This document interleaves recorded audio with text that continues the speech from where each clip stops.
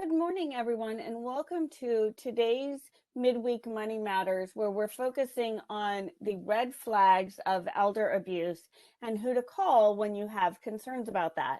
In honor of Elder Abuse Awareness Month, we are focusing all month on elder abuse and prevention and financial exploitation. We are recording today's session, so kindly remain muted until the end of the session. In the meantime, if you have questions, you're free to put them in the chat box. We will answer them all at the end of the session once we've had the chance to stop the recording and allow you to unmute yourselves. For now, I want to introduce you to Sherry McEwen, who is an aging services specialist and a great person to hear all about the red flags of elder abuse and exploitation. And she's going to provide us with some fantastic resources on where we can go to get help. So without further ado, go ahead and take it away, Sherry. Thank you, Katrina. Before I get started, just want to confirm that you all can see the presentation. Can you see, is it up on the screen? Yep, Perfect. you're good, Sherry. Thank you. I got the thumbs up. I saw that. Thank you very much. Thank you again, Katrina. I really appreciate the opportunity to be with you all this morning to talk about protective services. I've been with the department in protective services for about 5 years. And although the subject isn't always, it can be quite difficult, I really love where I work and the people with whom I work. It's very important and necessary work. So I'd like to share that with you all today. Now, why am I paused? Let's see.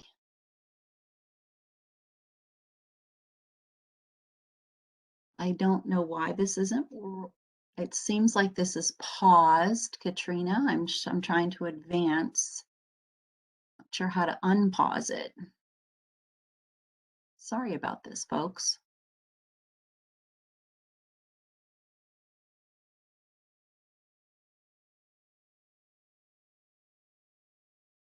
Katrina, I seem to be stuck on pause and I'm not sure how to unpause this. Okay. Oh, I did, but there we go. I'm sorry. No worries. Go ahead. Anyway, okay, so this is just an overview of what we're going to talk about today. Basically, the Older Adult Protective Services Act, which we refer to as, yes. I'm sorry to interrupt. It did not advance on the slide that we're on the screen that we're seeing. Why don't you try stop sharing and then reshare?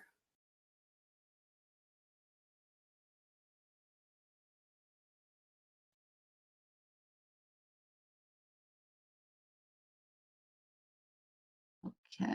Are we on board finally? Yep. Okay. We can see the learning objectives now, Laura, Sherry. Great. Okay. All right. So, we're going to talk just for a second about the Older Adult Protective Services Act, or OAPSA, you might hear me say, and that there are basically two types of reporting there. So look at some statistics in Pennsylvania, who is eligible for protective services, how abuse is defined in Pennsylvania, what you can expect, and what you should do. Oh my gosh, this is not advancing. There we go. I don't know why it's not, but there we go. Okay, so the Older Adult Protective Services Act, which has been effective since July of 1988, basically states that older adults who lack the capacity to protect themselves and who are at imminent risk of abuse, neglect, exploitation, or abandonment shall have access to and be provided with services necessary to protect their health, safety, and welfare. We assure that there are protective services available in the entire state to all adults who are in need of them, and we safeguard the rights of older adults who are incapacitated or incapable of perhaps making decisions for themselves, while protecting them from abuse, neglect, exploitation, and abandonment. And we provide for the detection and reduction, correction, or elimination of abuse, neglect, exploitation, or abandonment. So as I mentioned earlier, there are two types of reporting. For those of you in the general public, you would be voluntary reporters. And the standard that you would utilize for reporting is if you have reasonable cause to believe that someone is in need of protective services. So the really important takeaway here is that you don't have to have absolute proof that someone is being abused. If your gut is telling you something isn't right, maybe somebody that you know, and you don't even have to know them well. It could be somebody that you see in public somewhere. Maybe you see them in church and all of a sudden they show up one day and they have unexplained bruising and maybe they're behaving very uncharacteristically and your gut is just telling you something isn't right. It's always best to err on the side of caution and make a report to your local area agency on aging, or you can always contact the elder abuse hotline, which that information will be provided at the end. Facilities in the state of Pennsylvania are mandatory reporters. So, and that would be anyone in a facility from the janitor to the aide to the administrator. Nurses, anyone in a facility is a mandatory reporter. So what happens when you contact your local area agency on aging to make a report?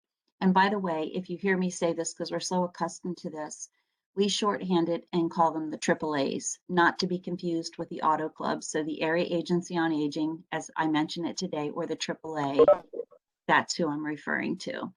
So if you contact them to make a report, you will essentially call and just state that you'd like to make a report of suspected abuse. State it in whatever terms work for you. You don't have to use special language, but just that you're calling to report abuse. And we will take, the Area Agency on Aging will take what is called a report of need, or RON. That information will be used to categorize the report, which dictates the time frame in which the investigation must be initiated. Then they'll conduct an investigation, and the findings will either be substantiated or unsubstantiated. And if the findings are substantiated, which is stating that this individual has been determined to be an older adult in need of protective services, with the older adult's consent, services will be provided, services and/or referrals will be provided. Before the case is closed, the protective services worker will conduct a reassessment to ensure that the services provided were effective in eliminating or reducing the identified risk to the older adult. If they're not effective, additional services or different services might be put in. And they will ensure that they won't leave the individual or the case until it's determined that the risk has been reduced or removed. Now, the really important thing to take away here is I know that there are folks, as I've been out in the community, or who are concerned with or who have the impression that when someone from the AAA comes in protective services that, oh my gosh, you want to put me in a home. And nothing could be further from the truth. The key about protective services, or one of the main keys, is that we want to eliminate or remove risk utilizing the older adult's ability to self-determine what they want. So it's with their consent, and service plans are developed cooperatively with the older adult and or maybe a representative if they're partially capable or struggle. Some people have communication issues, so they might have a guardian or a family member, a caregiver, someone like that that might assist. And the other important part to this is that the least restrictive means are utilized first to reduce risk. So obviously putting somebody in a facility is very restrictive. And so that's why, while it's an option, it's one of the last options, because we want to ensure that the older adult, that we're able to do for them what they would like. So who is an older adult in need of protective services? So OAPSA law defines it as someone who is within the jurisdiction of Pennsylvania. They do not have to be from Pennsylvania. You could be passing through Pennsylvania and, some incident happens to somebody. As long as they're within the jurisdiction of Pennsylvania, they qualify. You have to be age 60 or over. Excuse me. You have to be without a responsible caregiver. The individual can be considered their own responsible caregiver, but if they're self-neglecting, that would be an example of not being a responsible caregiver. But it would be either not having a caregiver, maybe somebody needs a caregiver, or someone who is not acting responsibly. They have to be at imminent risk of danger to their person or property. And essentially that is is defined as something bad or very unpleasant will happen very soon to someone if action isn't taken. And the last criteria is that they have to be incapacitated. And incapacity could be physical, emotional, or cognitive incapacity. So, in other words, maybe somebody is confined to a wheelchair or confined to bed. Maybe they're an amputee. Maybe maybe it's a temporary incapacity. Maybe they're in rehab and, but they will be ambulating again. Maybe they have cognitive deficits. They could have dementia. They could have periods when they're lucid and periods when they're not.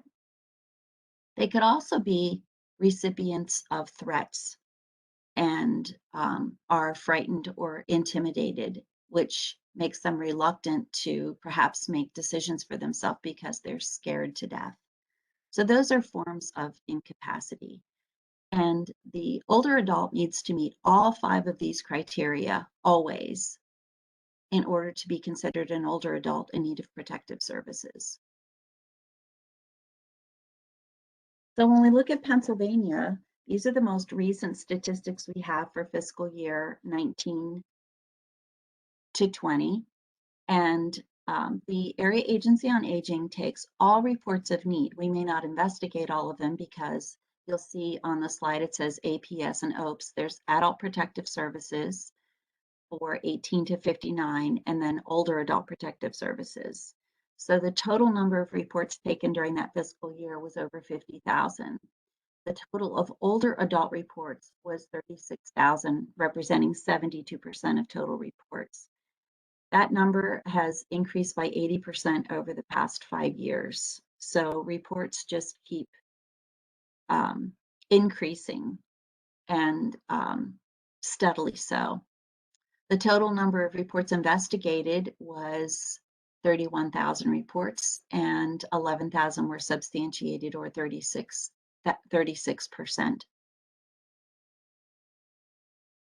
So what is abuse? This is defined in our regulations as the infliction of injury, unreasonable confinement, intimidation, or punishment with resulting physical harm, pain, or mental anguish. It's also the willful deprivation by a caretaker of goods or services which are necessary to maintain physical or mental health. It's also sexual harassment, rape, or abuse as defined in the Pennsylvania Code, Chapter 61, relating to the Protection from Abuse Act. Some abusive behaviors or characteristics, and this list is certainly not all inclusive, but this gives you an idea of what we're talking about. It's yelling and screaming at someone, threatening, making sarcastic remarks, taunting, heckling, mocking someone, offensive gestures. It can also include, again, like I said, previously stated, making threats of abuse, or it can even include withholding food or medications from someone. It's certainly anything physical, pushing, hitting, pinching, kicking, slapping sort of thing. Sexual abuse, inappropriately touching someone, exposing or touching oneself, and non-consensual intercourse. And then we think about invasion of privacy. So if you are a resident of a facility and someone is continually wandering into your room and waking you in the middle of the night, or they're breaking your things or taking your things, providing generally disruptive behavior, that can be construed as abusive, and especially if no one is doing anything about it. So, what are some of the risk factors for abuse? Social isolation is at the top of the list for a good reason. It's the number one risk factor for abuse. Physical impairments, as I mentioned earlier, maybe the person is immobile and confined to bed or confined to a wheelchair. Maybe they have cognitive impairments, mental illness, substance abuse. Maybe they're a person with, it doesn't have to be a lot of assets, but available assets, accessible assets. They're family members who are feuding or feel a sense of entitlement because of, well, for a variety of reasons, but sometimes even caregivers who are not necessarily family feel entitled. Maybe they've been caring for someone for a number of years and they start to begin to think that they can slip an extra 20 in, when they're going to do the grocery shopping. They can take an extra $20 in change, or they can add a few of their items to the grocery bill because they're doing, they've been working for someone for so long. Dependence on a caregiver is a risk factor for abuse. And then there's intergenerational history of abuse that can come into play. Essentially, what do most of these things or all of these things have in common? It's that the older adult is in some way vulnerable.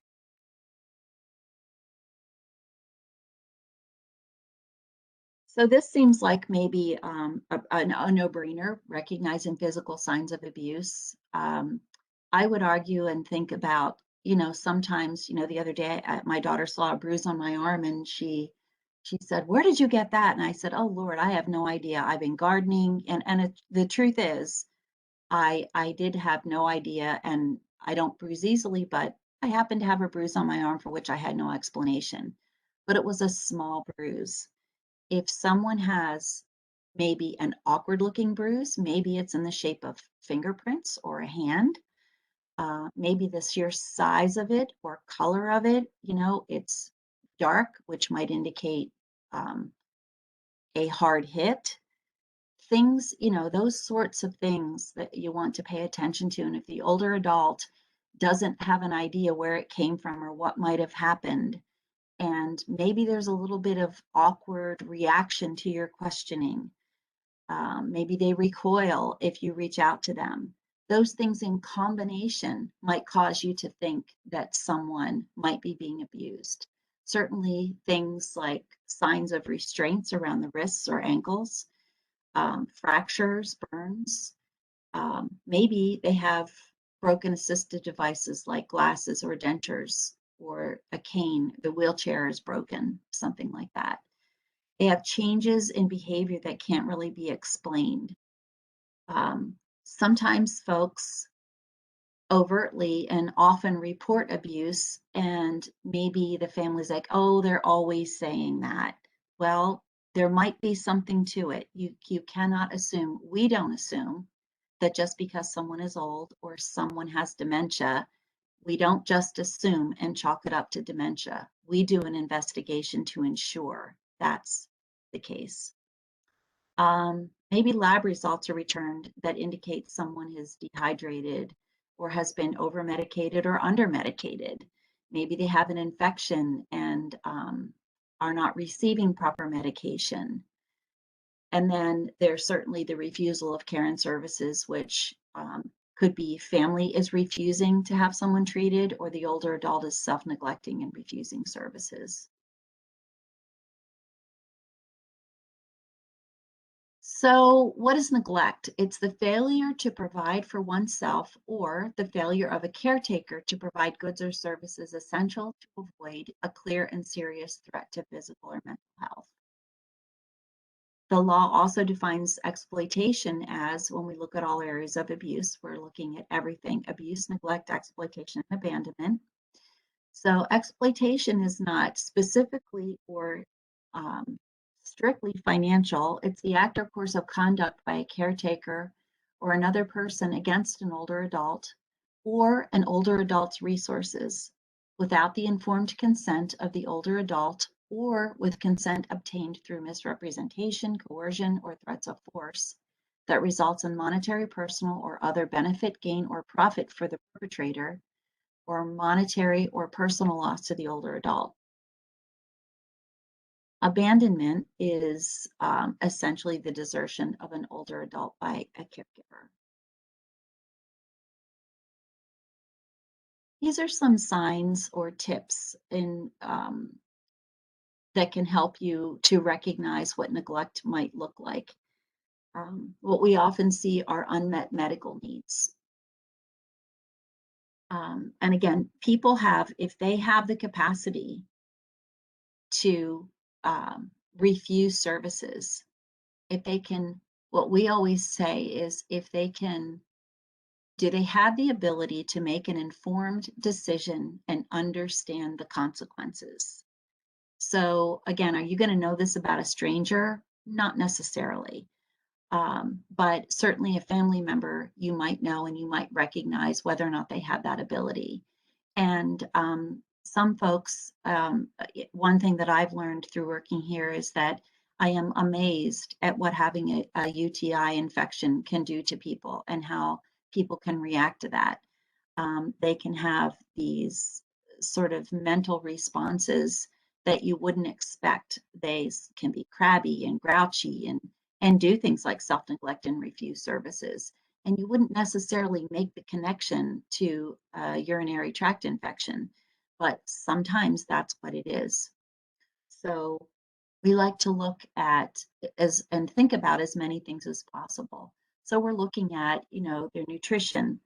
Are they getting sufficient liquids? Are they over or under medicated? Have they seen their physician lately? Do they have regular contact with their physician? Have they missed a lot of physician appointments lately? Are they left alone for extended periods of time and really shouldn't be? Are they isolated?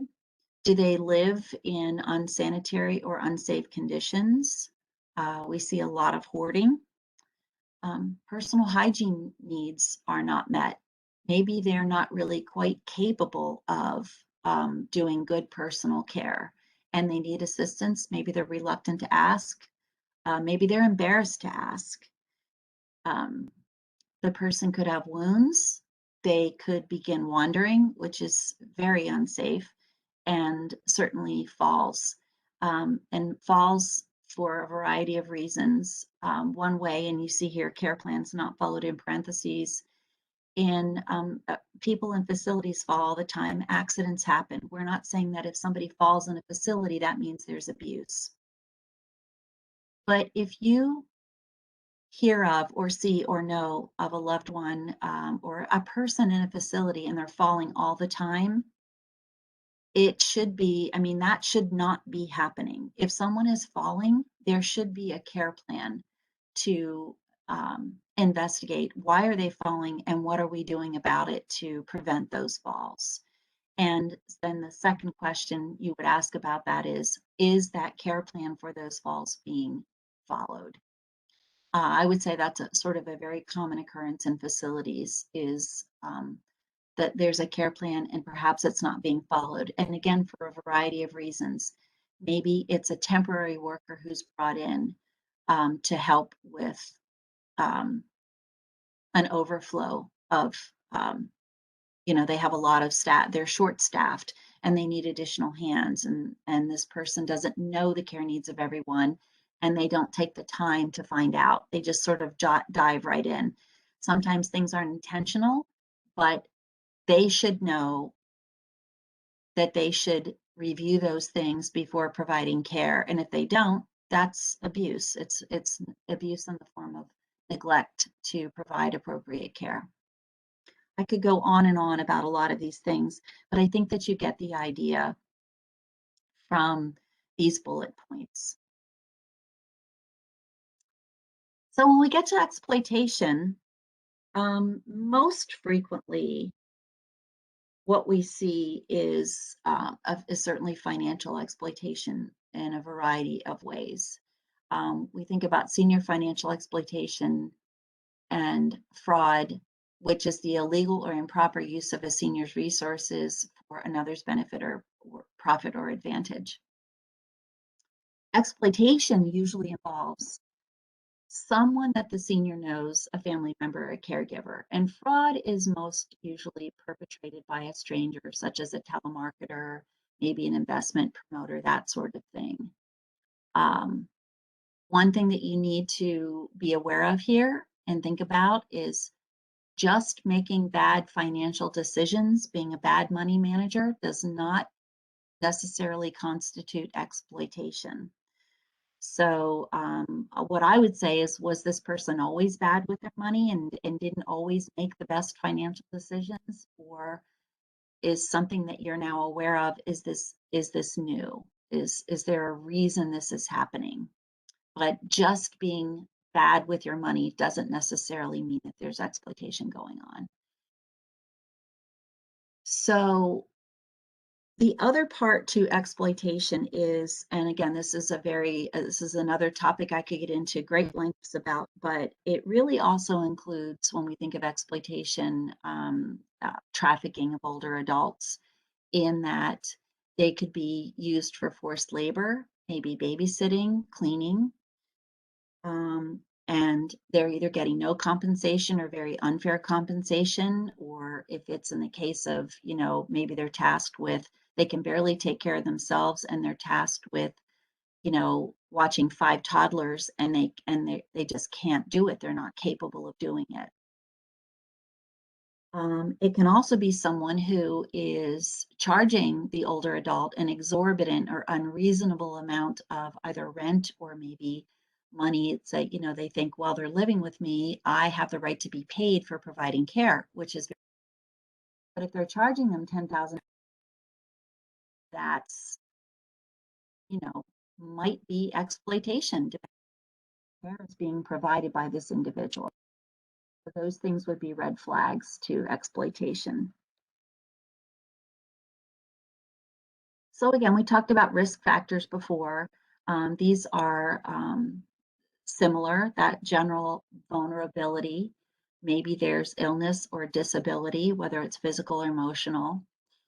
And when we look at exploitation, particularly financial exploitation, we talk about financial capacity. Do they have the ability to make and execute decisions with personal preferences regarding their finances? Some folks can tell you and are quite capable of knowing that it's 90 degrees today. I'm not going to put my coat and hat on when I leave the house. And they know what they ate for their last meal and they take their medications. But financially, they are, very confused. And that is an area in which maybe they could use some help. So again, when we look at capacity or cognitive ability, it's not a cut and dried thing. You have to really question and look at the whole of it. And is it confined to a certain area, or is it across the board? Maybe there's limited financial and investment knowledge by the individual, and the fraud perpetrator knows just how to engage those folks and convince them. I also think that a lot of times folks of a certain generation, they're very obedient to authority figures. And so when you look at some of these scams that are out there, the IRS scams that say, oh, you haven't paid your taxes, they might know they paid their taxes, but something sounds so official and they're so afraid they don't, they're following the rules, they're not breaking the law, they might be easily persuaded into listening to what someone says. There's also the subject of undue influence, which can again be through all types of abuse, which we think about as the friends or family or acquaintances using their relationships to deceptively gain control over an older adult's decision making and essentially pressuring them into doing something that they want them to do, not necessarily what the older adult wants. So what can you do to prevent abuse, neglect, exploitation, and abandonment? I would say first and foremost, if you know anyone who's alone, certainly a family member, but even a neighbor, check in on them and, see how they're doing. Do they have what they need? Do they happen to need some help? Maybe they just, maybe they would like to be engaged with others in the community. Now, I know that we're coming out of this pandemic and that's been a very, a huge struggle in this last year is engaging older adults who cannot physically be together. As you know, or you may know, our senior centers have been closed throughout the state. And so the senior centers and area agencies on aging have had to be creative and come up with other ways to engage older adults via the internet and electronically. It's still been quite a challenge because there are folks who may live in an area that don't have internet access. But perhaps, and as this pandemic is lifting, if you know of someone, check in on them. I would also say and encourage your loved ones to establish a power of attorney while they're still capable. Make sure that they have their wishes in writing. If they have specific wishes about their estate, however small it is, that they get their wishes in writing and early. And the big thing here is to make sure that it's legal. A lot of folks go on the internet and think that they filled out this form they found on the internet, and that's legal. Not necessarily. So you want to ensure that they get their wishes in writing and that it is legal. Encourage them, or you tell a trusted person. Maybe it's the family doctor that they're being abused, mistreated, or coerced. That, if you again suspect, certainly report it. But if you're maybe on the fence about it and they're reluctant to ask your questions, encourage them to perhaps talk with someone else and share what's going on with their lives. And then, of course, if you were to maybe meet someone like this and you have suspicions, you're just not sure, you can always contact the Area Agency on Aging or the Abuse Hotline and make inquiries.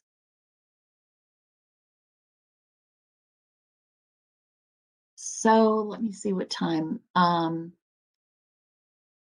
I have a couple of case studies that I was just going to share. I'll do a really quick going over them.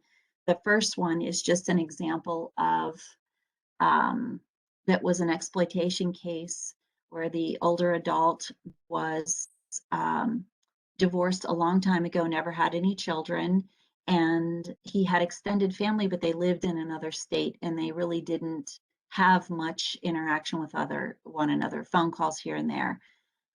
He owned a very successful business, which was on the same property as his home.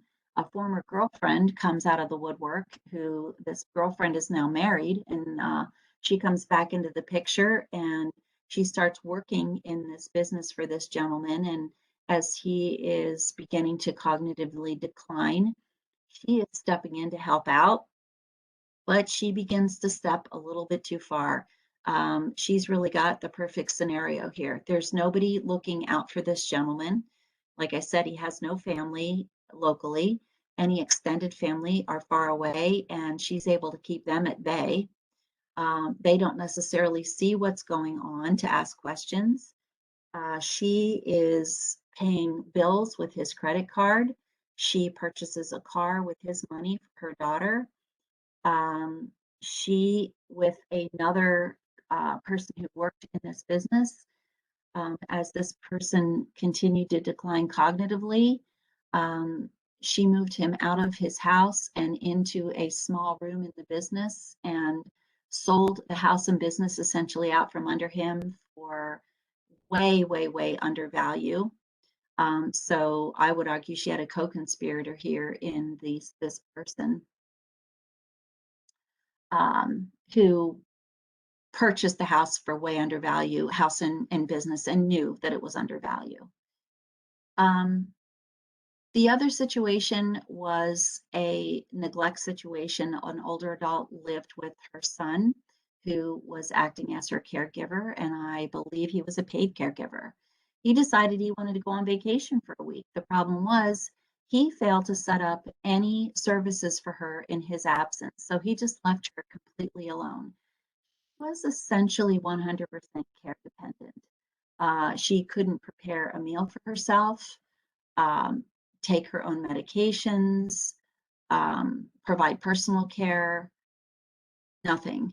Fortunately, there was a neighbor who noticed that the son's car had been gone for a while and contacted police to do a well check for this individual. So I could go on and on and on with stories. We all could at the department, but um, I share these with you because it's the eyes and ears of people who just happen to see things that weren't quite right that helped these two individuals. So what's the impact of financial exploitation on victims? That we have a study that's cited here that victims of elder abuse are 3 times as likely to die in the 3 years after mistreatment compared to their non-abused contemporaries. And that financial losses aren't just, it really just isn't about, oh, well, all their money is gone now. It impacts their availability to purchase food, housing, medications, and other services. And if they, to be honest, if they previously had money that they could have paid for those things, you and I are now paying for them through social services. So it's a really greater theft to all of us, but in particular the older adults, certainly. Over half of individuals 55 and over have less than $50 in savings and investments.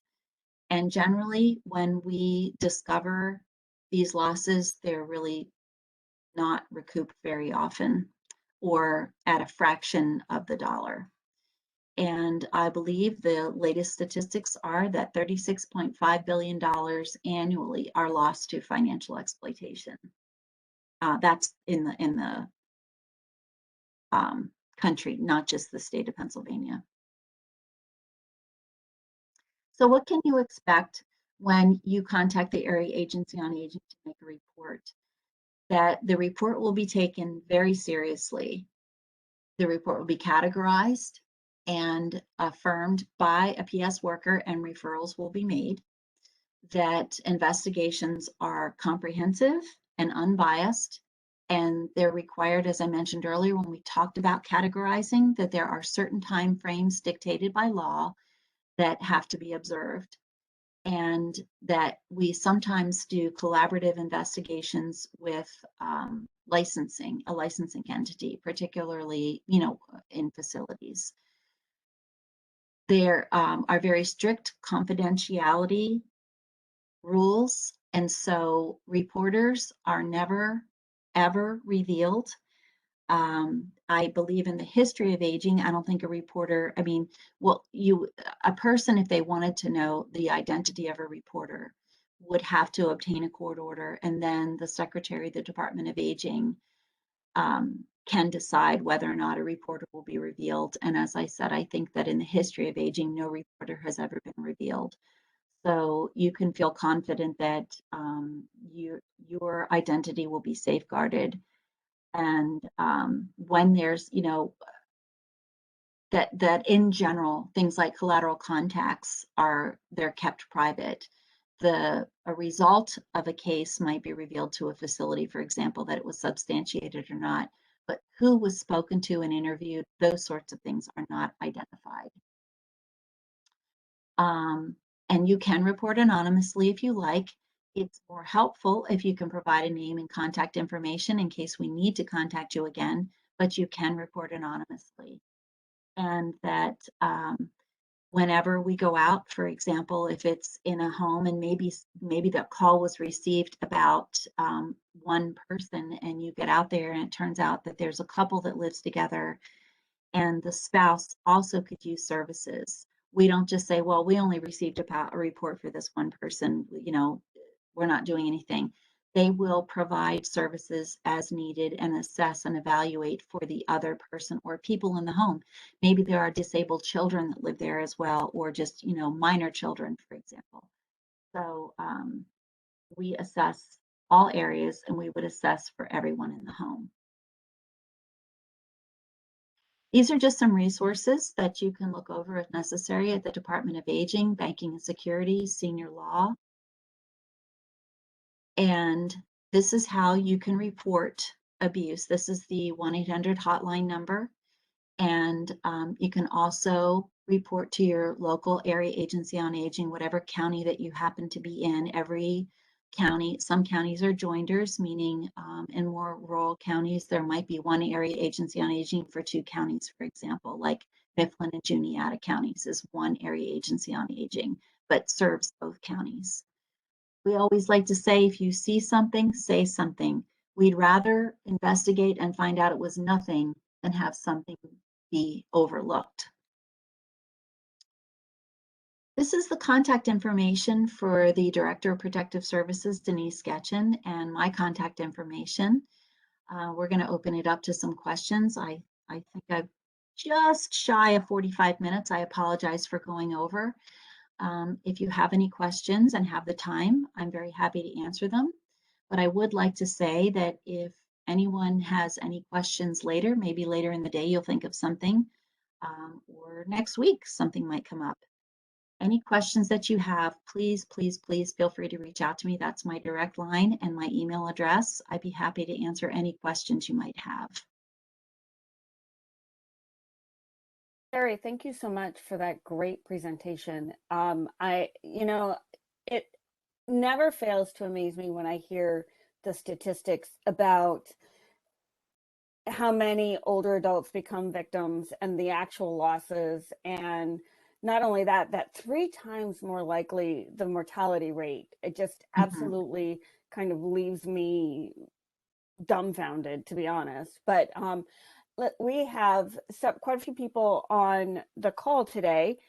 If any of you want to unmute yourselves, you can all have that ability to go ahead and unmute yourselves, and you can ask your question live. We're a small enough group that we can do that. Let me stop the recording. That